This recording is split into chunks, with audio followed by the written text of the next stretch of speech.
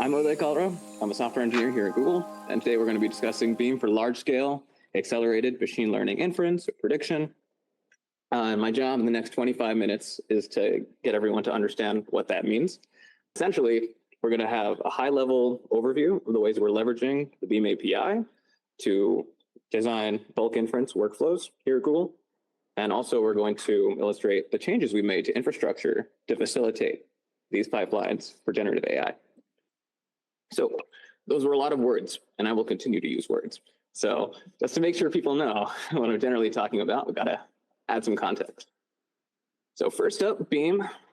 Hopefully this is not the talk where you're learning what Beam is, but if it is, it's the front-end programming model for various programming languages where you can specify how to transform data for batch and streaming data processing.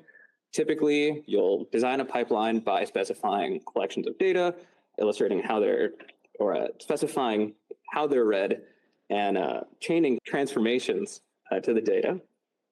These collections of data are known as P collections, and these operations that you apply to the data successively are commonly known as P transforms or do functions that you apply per data. Additionally, throughout the presentation, whenever I use the term engine, I'm typically referring to the backend Beam runner. So that could be Dataflow, Flink, etc. We're mainly going to be referring to internal engines used at Google and the high-level patterns that we're taking. And additionally, when I say accelerator, I mainly want to clarify that I'm referring to cloud TPUs and GPUs. And the main reason for this distinction is to indicate that there's going to be a serving CPU host machine tied to these TPUs and GPUs for executing their work. And then lastly, JAX, if you're not familiar, is a computation library that's popular for machine learning throughout Google and externally as well for machine learning, engineering, and research. One feature that makes it particularly useful for bulk inference is its backend compiler, XLA, has support for various different accelerator topologies. So whether you're working with TPUs or GPUs, transitioning between hardware is typically fairly seamless. All right. So bulk inference, I'm going to be saying this a lot. Bulk inference, or BI, kind of a vague term, but I'd say the most agreeable definition would be offline machine learning prediction on a known and potentially vast collection of data. Now, it's important to say potentially vast to illustrate that the actual example count can't really determine what bulk inference is. You could have thousands of examples that will have slow prediction times from a large model or complex data, or you could have millions of examples with relatively fast model to run or on powerful hardware that will individually be quick, but just the bulk load of the data will also make it take a while. The key heuristic that really determines whether or not it is bulk inference is that your work is enough to keep your accelerators busy and saturated with a backlog for a long period of time. I typically use 1 hour as my definition, but essentially just long enough for you to step back and do other things. And another key element to this is that with bulk inference, because we don't care about any individual data point coming back, the order in which they come back, or the per input latency, and we know all of our data ahead of time, the priority here is the overall throughput of the job, the overall generations per sec. We're not concerned about which example is computed in which order, et cetera. And typical use cases for bulk inference could be large scale model evals if you have huge data sets and you want to evaluate your newest model. Additionally, getting prediction statistics on a large data set if you want to see what your classifier thinks about one collected pool of data, or a teacher model distillation if you have a large model and you want to generate outputs that you can then use to train a smaller student model. If you want to generate all those outputs ahead of time, then bulk inference would typically be run.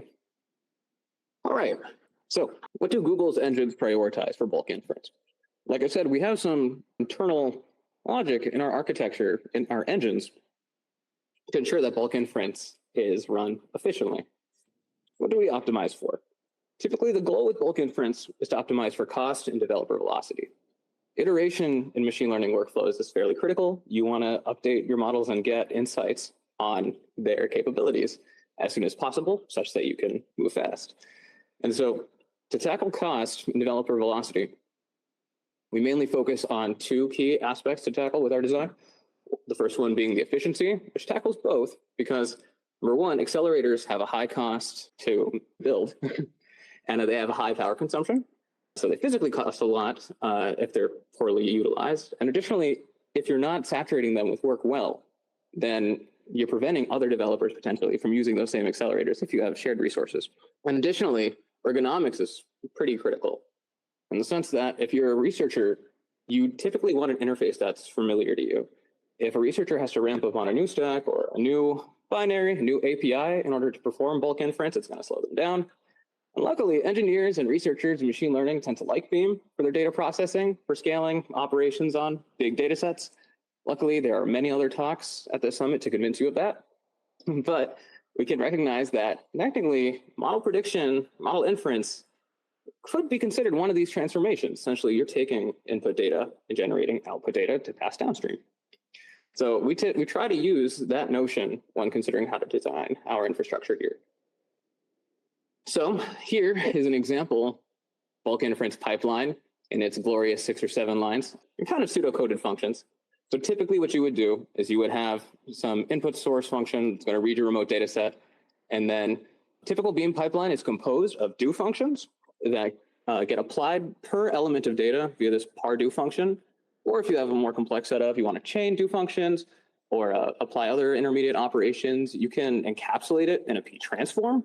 And essentially you can chain them, and then those strings are mainly labeling such that you can differentiate the stages. And in that last step, you would take your completed outputs and then you would write them back to remote storage. Typically, a pre-processing stage is just going to make sure that your remote examples are formatted well to compute or to run inference. It's in the format that your model is expecting. And post-processing will write it back to the format that your storage is expecting, your downstream tasks anticipate. And so essentially, your engine is going to be spinning up these CPU workers to go and execute these stages that you specify via Beam. And so in the old days, this was enough. There was a time, believe it or not, when models were a few megabytes. Things were simple. And you could have your CPU workers individually execute each stage. They could load your data. They could pre-process them into the tensors you expect, run it against your simple logistic regression model, and then process the outputs to whatever message you want and write it back just fine. But I mean, we're in the 2020s now. Chatbots are pretty funny. So things got to be updated. So the main question now is how we can bring accelerators in to the infrastructure behind the prediction do function or p-transform. Typically with large generative models today, CPUs are not sufficient to complete work within a timely manner. You typically need an accelerator, a GPU, a TPU to get workloads done within a reasonable amount of time.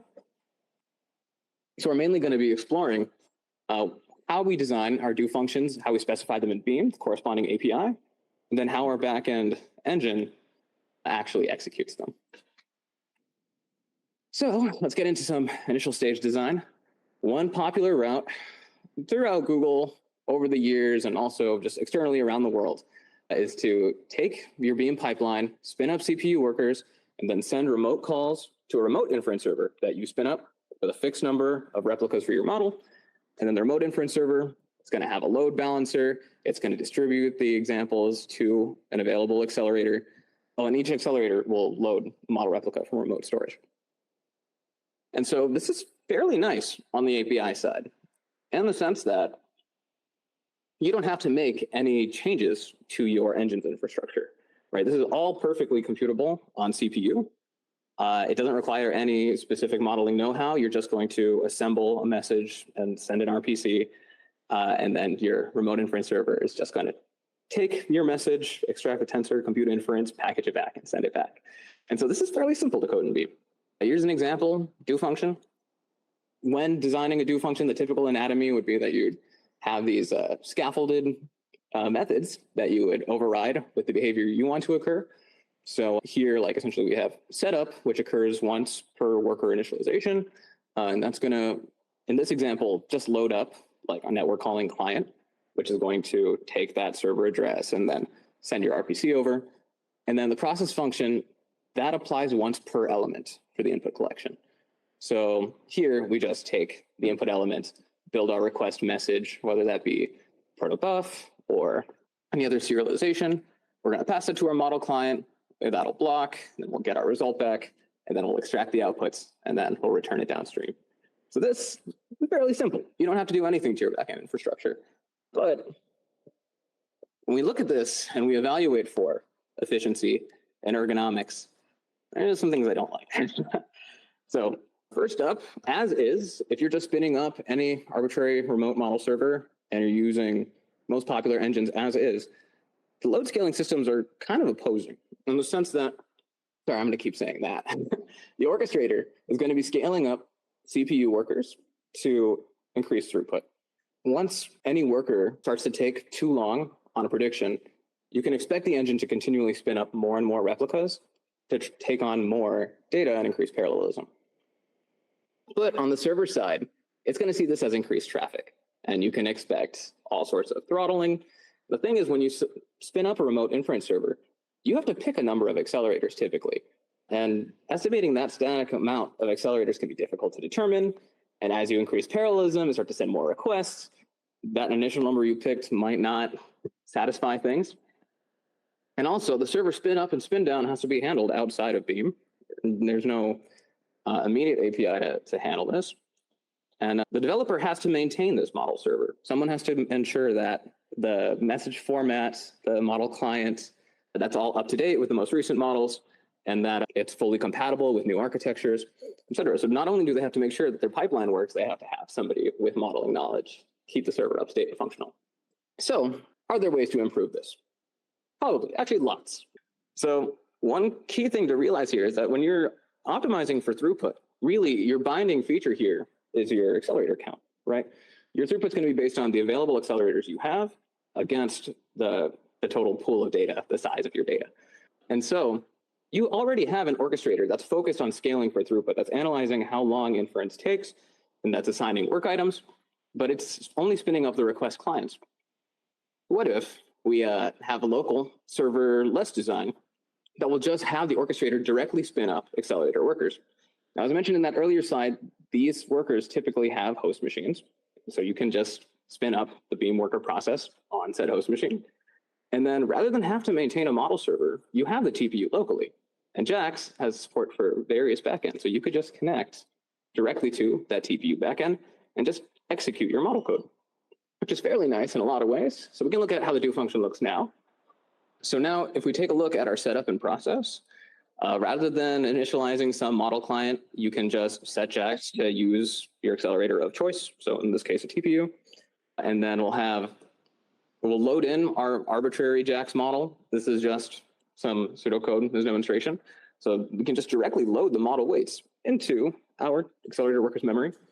Then in the process function, rather than package, send a network call block, and run it back, we can just call our model's direct inference function directly in the do function. So if you're a researcher, like as far as ergonomics go, this is a huge win because you already typically have familiarity with Beam for your data processing, and you're pretty familiar with your model's inference code. And so if you want to move fast, you can just import that forward function that you just wrote into your do function and then get intermediate outputs right away. No longer do you have to run a data processing pipeline, kick off some separate job, and then process once again, which is nice. So there's some additional notes when it comes to ergonomics and efficiency. But now with accelerator workers, you can guarantee that they're saturated with work because there's no delegation of work items to your replica servers. When a worker is spun up, it has an assignment of work items, and the orchestrator can ensure that all of these workers are saturated. And additionally, number of accelerators can be directly scaled for throughput. So that could have been another solution to the previous problem where we had that remote server. You could have added an autoscaler, right, to analyze the incoming load and spin up more models. But at the end of the day, you have two load scaling systems communicating with each other when you could just directly scale what's limiting your throughput from the orchestrator side. And no longer do you have to manage these separate systems. You don't have to manage your pipeline and your model server. You don't have to make them play together. You can just run single pipeline run and everything functions on Beam workers. No more model server. Everything's local. No more network calls, which is pretty nice. A lot of people tend to like it. And the API is relatively chill as well. So we're going to expand that prediction P transform in that sample pipeline earlier. So you can see that sample pipeline below, but just defining it. P-transform, you can chain all sorts of do functions against an input collection. So here you can see we just pass that local inference do function, our model checkpoint, fresh off the press from your training upstream. And then Beam actually provides us with resource hints API that's utilized in various ways for different engines. So we like to use this here to specify information about how we can spin up accelerator workers. So potentially, when modifying your own inference servers based on what you have, you can parameterize, say, okay, I want to spin up workers on this accelerator with this much memory, and to modify models in this way for different accelerators, et cetera. And you can just plug that directly into your pipeline. And so the other stages will run on CPU workers as expected, unless they're fused to other stages. And the prediction P-transform will run on TPU worker. And you can intermix all sorts of data processing stages with your inference stage. So distillation pipelines where you might have to pre-process the outputs of one other model into a training format, and then make sure that it's formatted well for another downstream model. You can really just all chain it in one direct pipeline linearly, which is nice. But there's always caveats. So number one, when you're putting together these stacks into one worker process, then you're going to have to deal with the interplay between your JAX modeling code as well as Beam infrastructure. And so if you're going in to debug an issue, you might need experience with both, and not everybody does. So that's kind of one layer of complexity. In the previous situation with a remote server, you could just have somebody more familiar with the modeling code, look at the server, and you can have somebody more familiar with Beam, look at the Beam behavior. Then additionally, we have to recognize that accelerator workers, TPU, GPU workers, they are not CPU workers. When it comes to generative AI, there's new requirements and all sorts of novel latencies. Like a core one to call out is a model loading latency. Before, when you were just sending RPCs, you didn't really have much of a fixed cost. Workers could just immediately go to work on work items, send their network calls, and start to wait on their results. But now, if you have to load a model, this could take time. And your engine has to understand how to address this. It has to understand that, I'm not waiting on some example. I'm just setting up my model for the first time so I can run an inference on it. And then lastly, in some situations, you might not need auto-scaling. Bulk inference there's all sorts of various cases. If I have a predictable amount of data, I have a predictable amount of accelerators allotted to me, and my model doesn't frequently change, I might have a pretty fair idea of exactly how long I want to run these accelerators for, and it might be more convenient for me to just stand up a client and ping some servers, especially if I don't have any Beam familiarity. So many people will go this route, and that's fair, but it yields a fragmented space. So it's just another challenge in bringing a new solution. And yeah, so our core takeaways here, and that bulk inference systems as a whole are a vast space. Design choices for any dimension, they won't fit all use cases. So here, with these examples, the way we extended the Beam API and adjusted our engines, we mainly focus on ergonomics and cost efficiency, all to boost developer velocity. Of course, one can opt for more debuggable situations, or they can focus on familiarity, beyond Beam.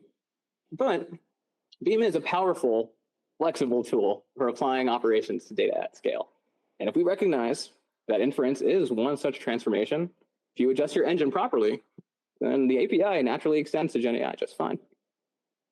So that's the talk.